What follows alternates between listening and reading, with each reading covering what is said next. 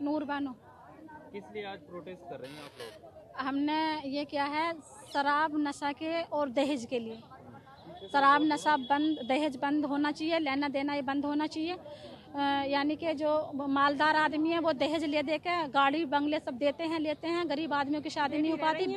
उनकी बेटियां घर में बैठी हुई हैं, बुढ़िया हो रही हैं। जब बुढ़िया हो रही हैं तो वो गलत रास्तों को वो यूज करते हैं।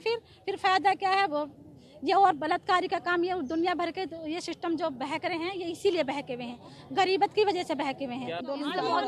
बिल्कुल बंद होगा, बहुत ज्यादा परेशानी हो रही है। चालू रखेंगे, शराब ना प्रदर्शन करेंगे हम।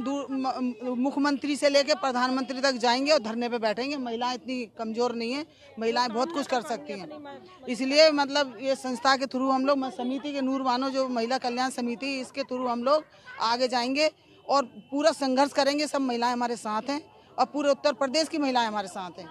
और हम राष्ट्र को भी जोड़ के चलेंगे, क्योंकि परेशान है महिलाएं, गरीब लोग परेशान हैं। शराब के नशे में लोग मर जाते हैं, उनके बच्चे बर्बाद हो जाते हैं, उनकी महिलाएं बर्बाद हो जाती हैं।